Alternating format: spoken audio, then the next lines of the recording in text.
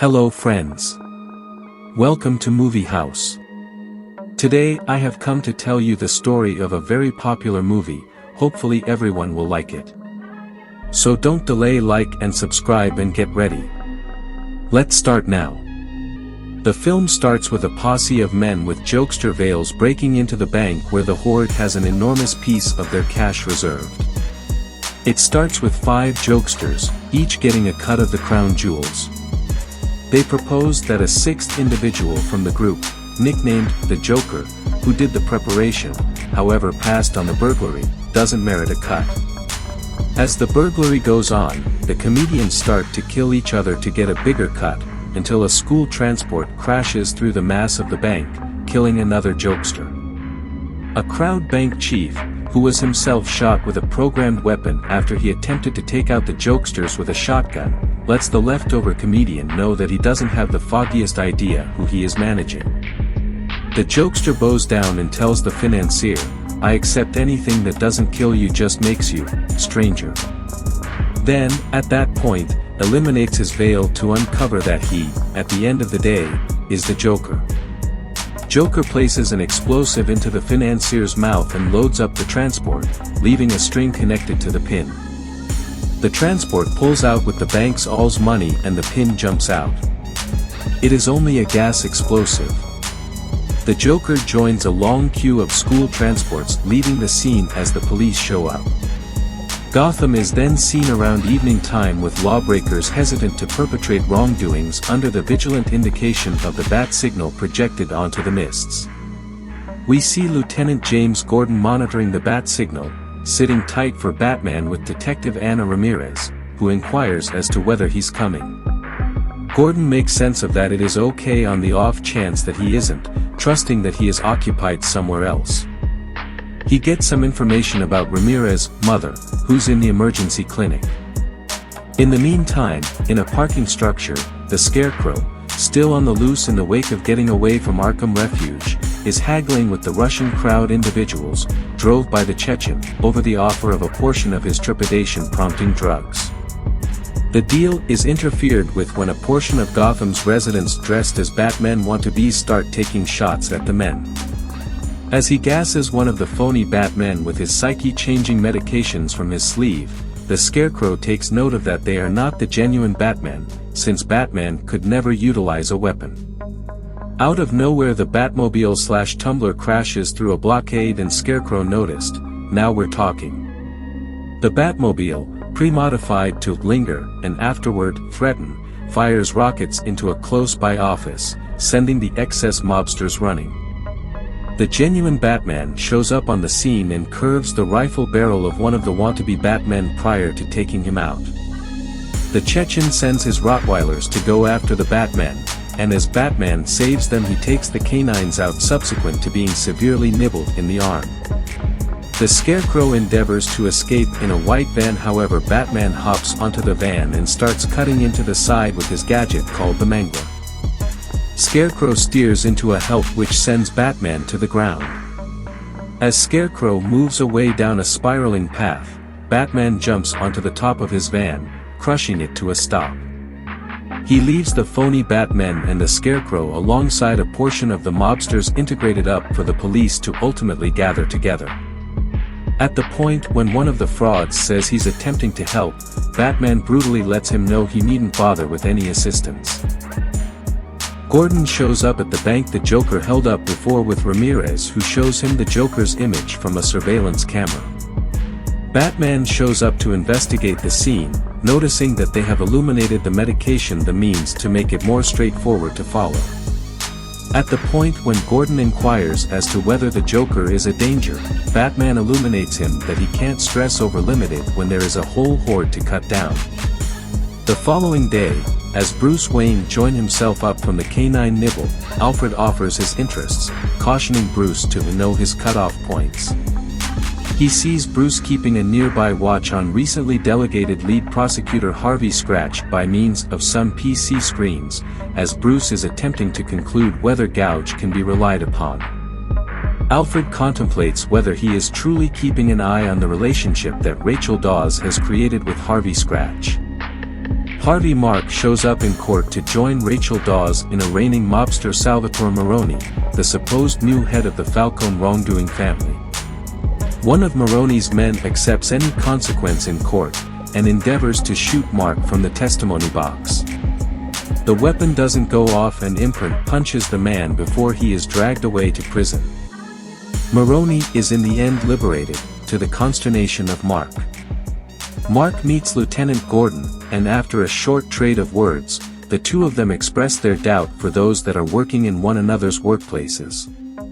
Harvey grills Gordon over his association with the Batman and Harvey lets him know he needs to meet him. Gordon demands court orders for 5 banks that are accepted to hold the rest of the hoard's cash.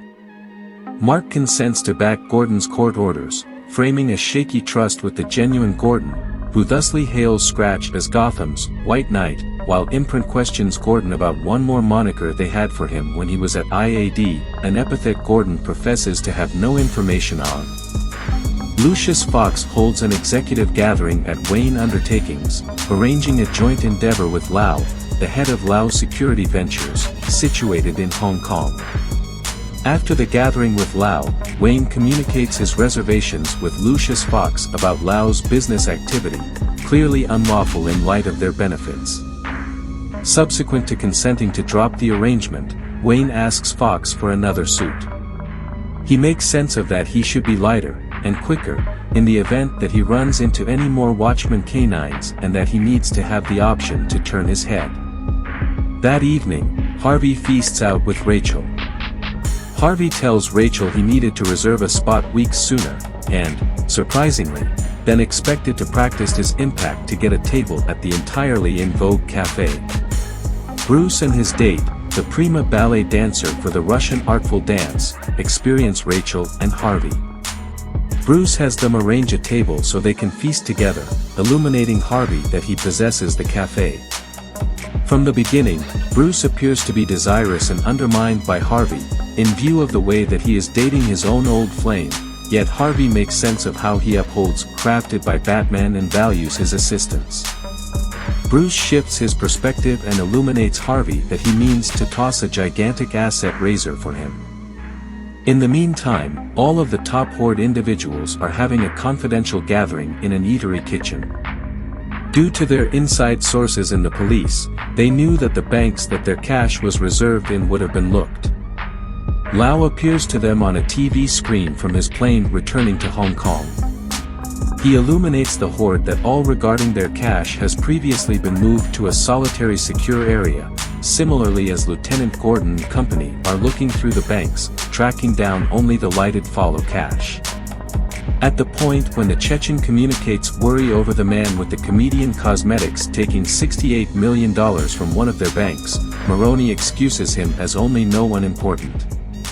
The Joker unexpectedly goes into the room, and in the wake of killing an unfriendly Horde Parts comrade via sorcery stunt, plunks down and talks with the crowd about how despicable they've become since Batman came around. He lets them know their one arrangement is to kill the Batman, and offers to do as such for a portion of the crowd's cash. He cautions them about Lau, saying he knows a motormouth when he sees one, inciting Lau to switch off his screen. The crowd snickers, and as one of the mobsters, Romp, ascends from his seat and undermines the Joker opens his jacket, uncovering projectiles. Frolic lets the Joker know that he's putting a cost out on his head. The Joker advises the crowd that when they intend to view things somewhat more in a serious way, call him, and presents them with his card, a Joker playing card. Furthermore, with that, he exits. Yet, not prior to advance notice that Batman will come for Lau. Harvey Imprint, with Gordon, lights the bat signal to meet with Batman, who shows up. As Gouge and Gordon fault each other for the cash's vanishing because of breaks from degenerate officials in different specializations, they clear up for Batman that they need Lau back, understanding that Batman is under nobody's locale. They need to make him talk, and surrender all the crowd individuals' names. Batman concurs and vanishes. Fox shows Wayne his new suit, and Wayne starts arranging an unrehearsed outing to Hong Kong. Fox will go with him, making it seem to be the main justification for his visit was to drop the exchanges with Lau's organization. Romp is playing pool with a portion of his partners until one of them illuminates him that a gathering regarding punks have killed the Joker, and has the body.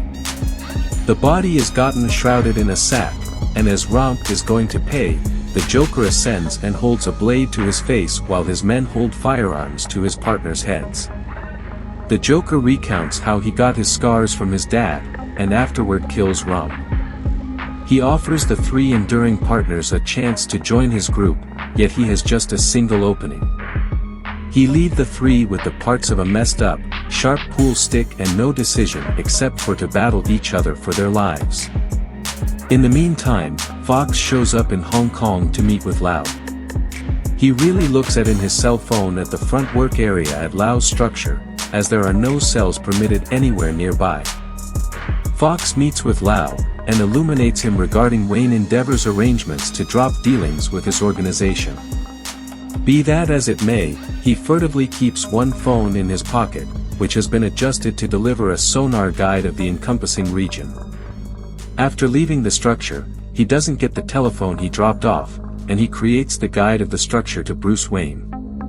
That evening, the telephone that Fox left at the front work area emanates a high recurrence that closes down all power in the structure. Batman crashes in through a window in Lau's office, and after a horrible battle with a portion of his gatekeepers, gets Lau and escapes by sending an inflatable connected to a link to a plane he has contracted flying over Lau's structure. Back in Gotham, Lau is grilled by Rachel with Scratch and Gordon looking on. Rachel squeezes him to give them the cash Lau has taken, however Lau won't yield. After she takes steps to have him move to the area secure, Lau tells her that he can provide them with the names of the mobsters and their pooled ventures. Mark then, at that point, understands that they will have the influence they need in a RICO instance of connivance to connect all of the Horde individuals together. Gordon chooses to keep Lau in his holding cell at the significant case unit building, and Lau consents to help out the police, and give the names of the crowd individuals. Gordon shows up at Maroni's cafe as the police rush in to capture all of the Horde individuals in participation. As all of the Horde individuals that Lau informed the police are gathered together for arraignment, Judge Janet Cirillo finds a Joker card in the pile of conviction papers.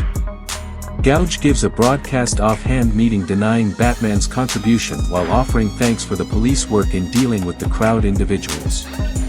Imprint, Gordon, and Chief Loeb meet with the City Hall leader to let him know that Mark's rash incrimination of the Horde individuals will give the chairman clean roads for a long time. The City Hall leader illuminates Gouge that his reckless activities will cut down the full could of Gotham's hidden world and degenerate residents exclusively upon him. When the chairman inquires as to whether Gouge is prepared to be the city's objective, the dead body of a Batman want to hang by a noose rams against the chairman's window, spruced up in a Batman suit, with cosmetics all over like the Joker's, finished with the sides of the mouth cut into a smile, and with a Joker card stuck to him perusing, will the genuine Batman kindly stand up? Bruce and Alfred watch on as a videotape is played on the inside about the Joker torturing the want-to-be prior to killing him. He then, at that point, guarantees that until Batman removes his cover and shows each and every individual who he truly is, individuals will pass on each day. As Harvey Imprint's asset raiser at Wayne's penthouse starts off, Rachel and an apprehensive Gouge show up and blend.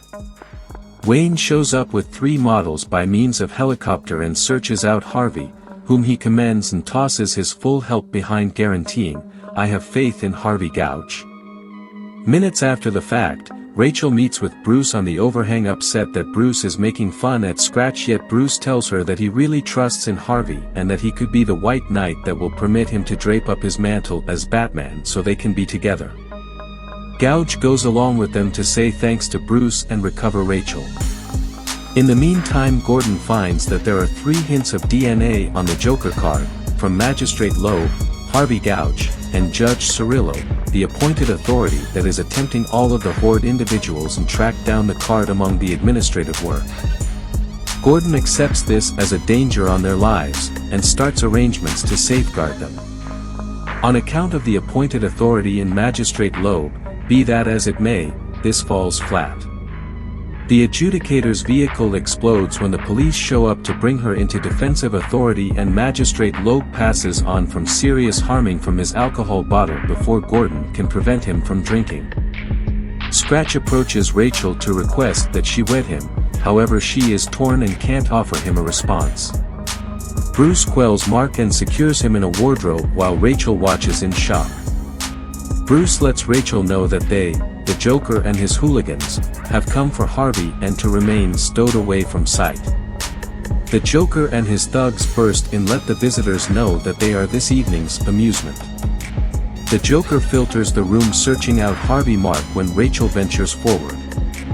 He snatches her and threatens to use a blade on her, enlightening her an alternate variant of the story regarding how he got his scars, guaranteeing that his significant other was scarred by predatory lenders and that he took a razor to himself to make her grin, yet that she left him over it. Rachel kicks him away and he comes after her platitude that he prefers that little battle in her, when Batman appears and sends him staggering. A battle breaks out between Batman, the Joker, and his hooligans, with the Joker and the thugs beating on Batman pretty well. At the point when Batman acquires the high ground, he sees the Joker holding a firearm at Rachel's head as he hangs her out of a shot-out window. Batman requests he let her go, to which the Joker answers, exceptionally unfortunate selection of words, and lets her fall. Batman jumps through the window and recovers her, utilizing his cape to slow their fall as they collide with the top of a vehicle in the city. The Joker obviously evaporates from the scene. The following day, Wayne attempts to sort out what the Joker is later. Alfred relates an account of when he was in Burma with companions endeavoring to invalidate the nearby crooks by paying off them with gems. One hoodlum nonetheless threw these payoffs away and kept on attacking the nearby escorts. At the point when Bruce appears to be confounded over this conduct, Alfred illuminates him that a few men can't be prevailed upon, they need nothing specifically, that they kill for sport. Alfred sees that they simply need to watch the world consume, as Bruce focuses on the Joker's face on a screen. Batman is seen on the edge of a housetop tuning into cell frequencies when he hears a plot against Harvey Gouch. Gordon hurries to the loft with Ramirez and Batman to find two police officers killed, with the last names Harvey and Mark. Ramirez starts to fault Batman, yet Gordon removes her. As Batman eliminates a piece of substantial wall that contains a shot utilized in the homicides in order to find proof, Gordon takes note of that the Joker has left a development duplicate of the upcoming paper showing the demise of the City Hall leader. At Wayne Enterprises, Fox meets with Coleman Reese, Wayne's accountant, who claims to be aware of certain issues with Wayne's funding for research and development, and to know that Wayne is working on some sort of government project involving cell phones for the army. He also discovers the Batmobile/Tumbler concepts created by Fox. He requests $10 million every year for the rest of his life from Fox in exchange for keeping this a secret. Fox grinned and stated, "Let me be clear on this. You believe that your client, one of the richest and most influential men in the world, is secretly a vigilante who spends his evenings whacking criminals with his bare hands, and your goal is to blackmail him. Good fortune." Fox assists Wayne with remaking the shot taken from the homicide scene and produces a unique finger impression. Fox inquires as to whether he has reassigned the research and development office. Bruce recognizes that he has, asserting he is playing this one near the chest. Wayne follows the shot unique finger impressions proprietor to a condo sitting above the burial service, talks for Chief Loeb, and takes off on cruiser. As the function progresses forward with the road underneath, Wayne investigates a room where he accepts the Joker may be, and he finds a few men restricted. They let Wayne know that their firearms and regalia were taken. Wayne examines optics brought up of a dazed window. The window blind is associated with a clock. As the clock arrives at nothing, the blinds rapidly raise, and the police marksmen situated around the area all shoot that way.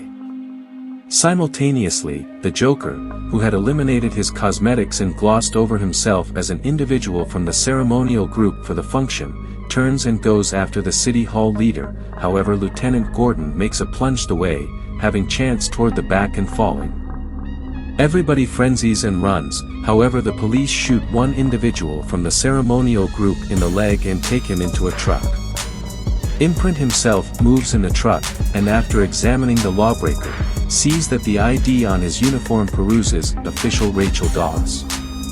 He calls Rachel and illuminates her that she's been designated, and to arrive at the most secure spot she can, which for her situation is Bruce's penthouse. He tells her he cherishes her, yet there is no response from Rachel. Gordon's family is visited at home, to advise them regarding the passing of Gordon at the burial service function. Gordon's better half, Barbara, yells out at the vacant sky to Batman that he has brought this madness upon Gotham. Gordon's young child gets a concise look at Batman sadly watching the scene. In the interim, Batman enters a club and gets Maroni in the wake of beating on his men. He investigates Maroni on the Joker's whereabouts, who guarantees that he ought to have held him from a higher area. Batman drops him off the edge, harming his legs, and discovers that Maroni has no clue about where the Joker is. Maroni makes sense of that the Joker has no companions and nobody will surrender him on the grounds that not at all like Batman, he plays by no guidelines.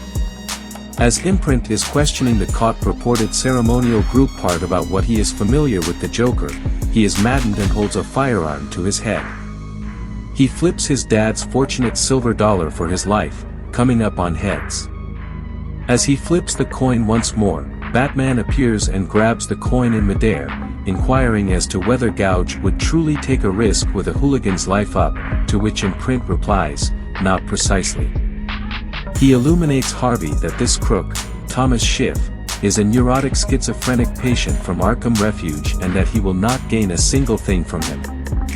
He likewise lets Harvey know that assuming anybody saw this vile approach to questioning somebody, all that great work that Gouge's finished for Gotham would be lost. He advises Harvey to hold a question and answer session the next day, since he needs to involve that potential chance to hand himself over. As Batman leaves, Harvey hollers at him that he can't surrender. Bruce shows up back in his penthouse to find Rachel pausing. She lets him know that turning himself in won't stop the Joker's lethal frenzy. However, Bruce says he has a guilty conscience as of now. He advises her that she guaranteed him that they would be together if and when he balanced up the mantle of Batman. She tells Bruce not to make her his main, expect a typical life, and they share a kiss. She lets Bruce know that on the off chance that he hands himself over as Batman, that the city won't ever allow them to be together.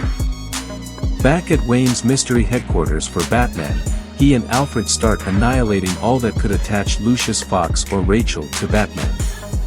Alfred attempts to work Bruce out of it, requesting that he get through these difficult times and permit Batman to pursue the ideal decision that no other person can to ultimately benefit the city. Bruce makes sense of that Batman can't get through the obligation regarding honest people kicking the bucket, particularly where Rachel is concerned. At the question and answer session, Harvey endeavors to dissuade the gathered press and police to not surrender to the trepidation that the Joker has released upon the city. He concurs that Batman is a vigilante, yet that individuals of Gotham ought to consider him responsible, and not yield to the impulses of this fear-based oppressor known as the Joker. In any case, individuals are overwhelmed with dread, shouting out, "Not any more dead police," to commendation, demonstrating that Harvey cannot influence them.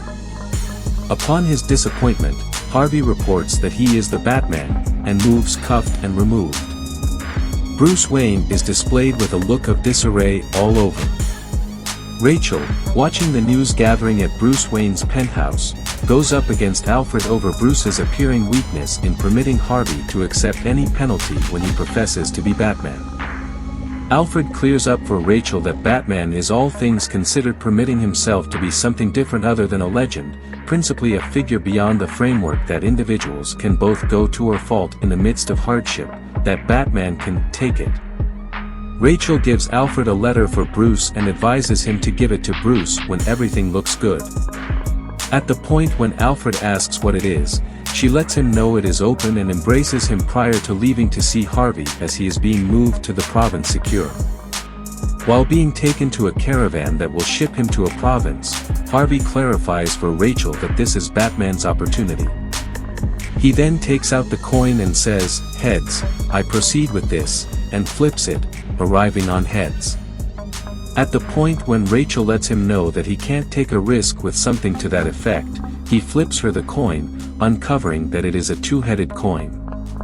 During this vehicle, he's anticipating getting gone after by the Joker, and he's anticipating Batman to come and save him, and to catch the Joker. The escort takes off. While moving Harvey, the Joker and a few hooligans begin taking out the squad cars in an enormous semi-truck. He takes out a RPG and starts terminating at the protected truck conveying Scratch. The Tumbler shows up and endeavors to stop the Joker, and is hit by one of the Joker's RPGs. His vehicle takes disastrous harm, and he's compelled to launch. Nonetheless, the discharge in this vehicle is a bicycle, the Batpod, that sends out the front of the vehicle. Batman pursues down the Joker on his Batpod, and in the wake of terminating a few links at the truck and winding around them through a few light shafts and structures, flips the truck totally finished. The Joker arises with a Smith & Wesson M76 submachine weapon and takes shots at Batman, who speeds towards him on his Batpod, meanwhile shouting at Batman to hit him.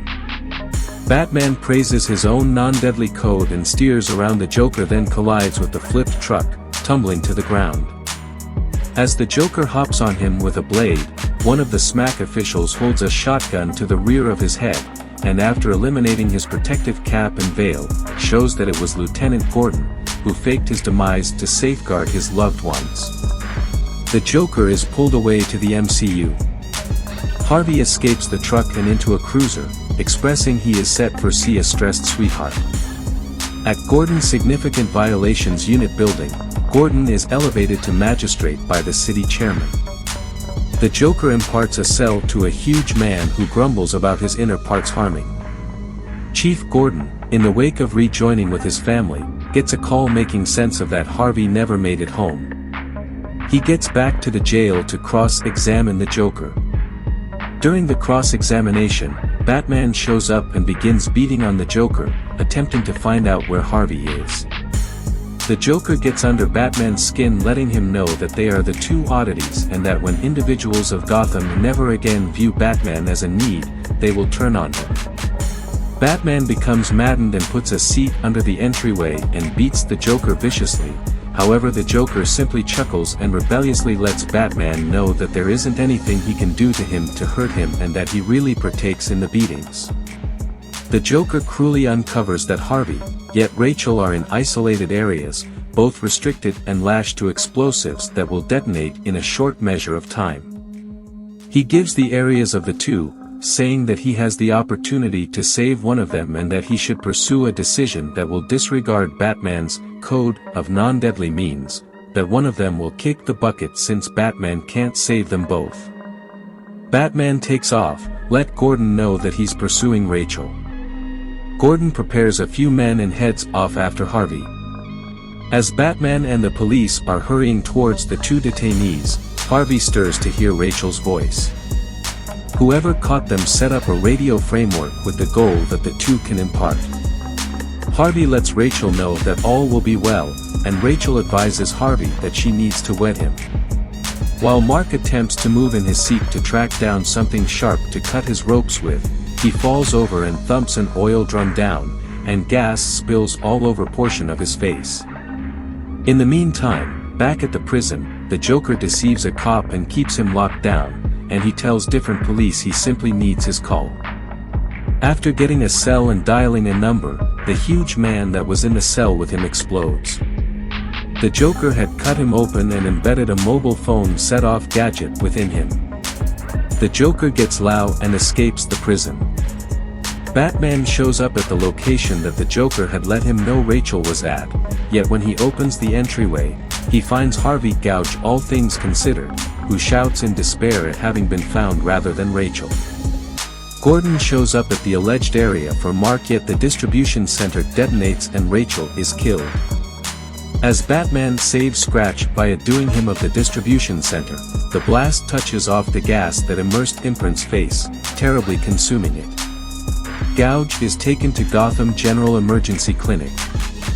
Batman visits Imprint in the clinic, and leaves him the two-headed coin that they found at the site where Rachel kicked the bucket. One side of the coin is as yet gleaming, while the opposite side is scratched and consumed. Alfred peruses Rachel's letter. She makes sense of that she will wed Harvey Gouge, and that when she let him know that she would be with him when he never again should be Batman, that she would not joke about this. Notwithstanding, she understands that he will constantly be Batman, so she will continuously be there as his companion. Bruce communicates to Alfred his annihilation behind losing Rachel and that he feels answerable for rousing franticness and demise. He lets Alfred know that she planned to sit tight for him. Alfred decides not to give him her letter, saying the time isn't correct and that with Harvey Imprint hospitalized, it will depend on him alone to battle the wrongdoing in Gotham City. In the meantime, Harvey awakens in the clinic with an enormous swathe over portion of his face, tracks down his currently scarred two-headed coin, and shouts out in pain over losing the one individual he cherished. Official Gordon visits Scratch and attempts to let him know how sorry he for has happened, addressing why Imprint denied skin unions and pain relievers and how he can bear being in unwavering misery over his distortion.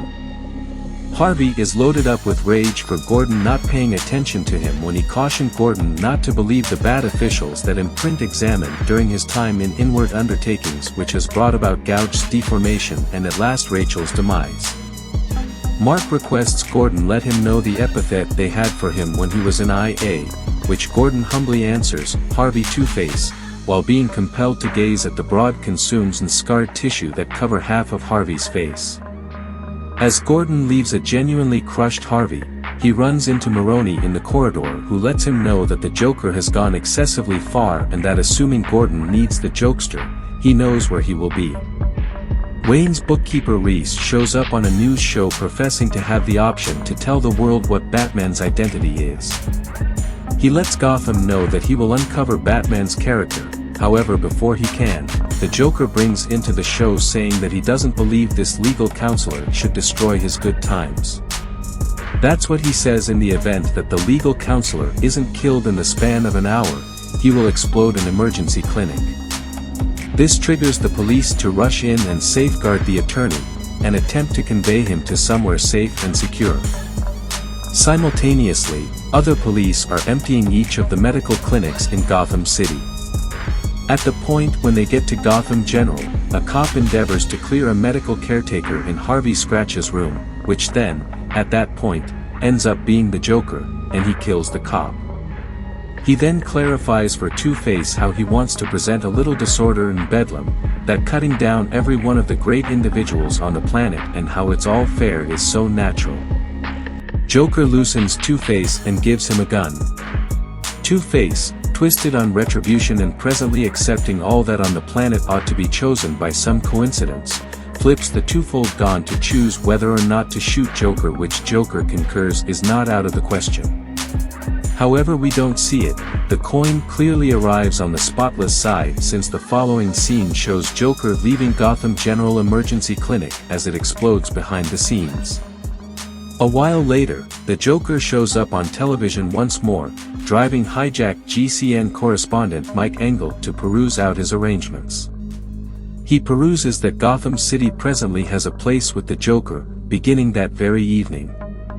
Anybody that would rather not be a piece of his game ought to leave now, however they will struggle with leaving the city by the extensions. He implies the way that something important planned to happen that very night. During which, Two-Face enters a neighborhood bar where criminal investigator Ward's, the grimy cop that had gotten him after the Joker was caught, hangs out. Subsequent to addressing him, he flips the coin which lands on the filthy side and he kills Ward's. Simultaneously, Batman utilizes Fox's cell sonar innovation to transform each and every phone in Gotham into a sonar gadget, offering him the chance to keep an eye on everybody in Gotham. He calls Fox in, and advises him to screen the screens, and give him refreshes on the Joker's area when he sees him. Fox is horrified that Batman would utilize his innovation to keep an eye on the residents of Gotham and hesitantly consents to help, expressing that the machine should be obliterated after the Joker is caught or he should resign. Batman advises Fox to enter his name into the control center when the mission is finished. Two-Face keeps on addressing Horde individuals, attempting to uncover the personality of the grimy cop that hijacked Rachel. While facing Maroni in Maroni's vehicle, he discovers that the other cop is Ramirez. He then, at that point, flips the coin for Maroni, which lands on the perfect side. Fortunate man, he comments before he flips it once more.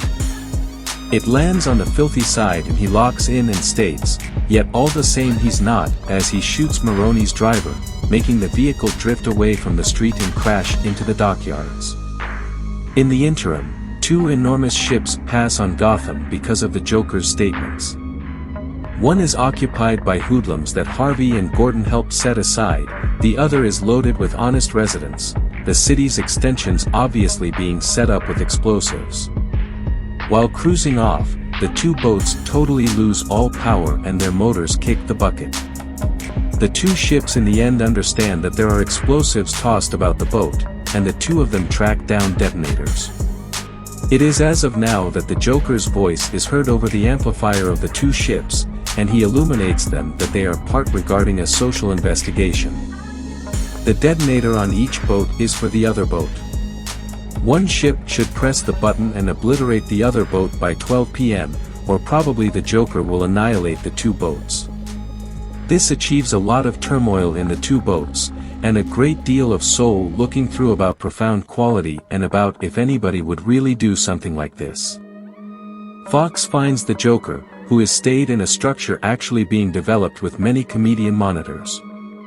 Batman advises Gordon of the area, and hurries off towards the structure. In the interim, Two-Face powers a terrified Ramirez to call Gordon's family and advise his significant other and youngsters to meet her at the specific place where Rachel was killed. They accept her since they trust her. A short time later, Two-Face, infuriated with Ramirez's supplications to save her life for her wiped-out mother, flips for Ramirez's life.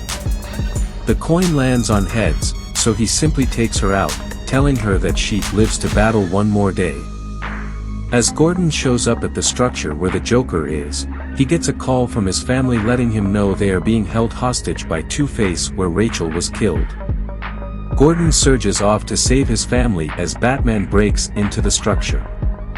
Subsequent to understanding that the comedian monitors are the genuine prisoners and the specialists/prisoners are the Joker's hooligans, he pounds a smack individuals to keep them from killing the Jokester gatekeepers, and he incapacitates the thugs as he advances up to the Joker's area.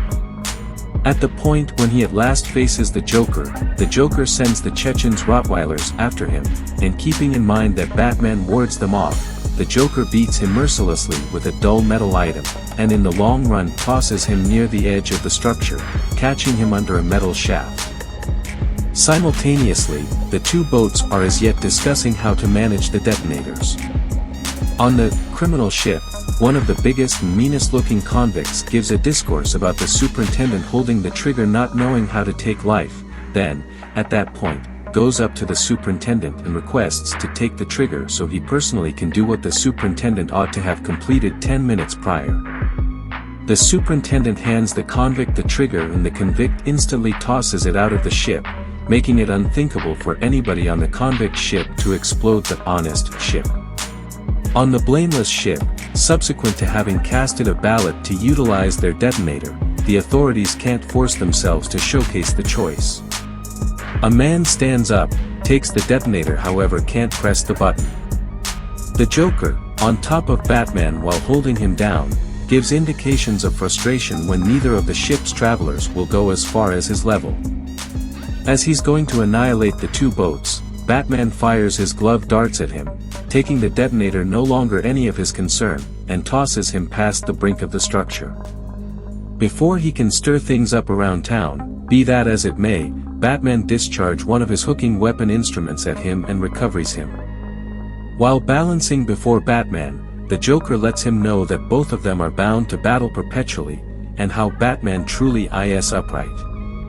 The Joker uncovers to him, in any case, that his genuine arrangement was to design the fall of Gotham's White Knight, Harvey Mark, since that would present substantially more tumult when a decent man like Gouge is shown diving into disarray and malevolence. Batman takes off to track down Harvey, while the specialized squad catches the Joker. At 250 52nd Street, Gordon shows up to see Two-Face keeping his family prisoner. Two-Face thumps him to the ground and lets him know that he will cause him to experience similarly as he gets his young child Jimmy and plans to flip the coin for his destiny. Batman shows up and advises him to stop, and to fault individuals liable for Rachel's passing. So then, at that point, Two-Face flips the coin for Batman, which lands on the filthy, scarred side, and Two-Face shoots him. He then, at that point, flips the coin for him and it lands on the perfect side. As he's flipping the coin for Gordon's child, he advises Gordon to deceive the kid and let him know that all that will be okay, similarly as Scratch himself needed to tell Rachel seconds before she was killed. Batman gets up and handles him and they tumble off of the structure together. Concealed by them, the coin lands on the spotless side. Batman hands Jimmy up to Gordon as Batman himself tumbles to the ground close to Two-Face, who lies still. As Gordon moves down to beware of Batman, that's what Batman mourns. Eventually, the Joker won. By defiling Harvey Mark and turning him evil, he destroyed the best of them. If Gotham somehow managed to learn about Mark's killings, then, at that point, the image of trust and confidence he had given Gotham would decrease and every one of the detainees he helped set back in prison would be let out, in this way making turmoil. Batman makes sense of that Gotham can never learn about the homicides, and assumes the fault of them on himself, so the Joker wouldn't win and the city's tranquility would remain.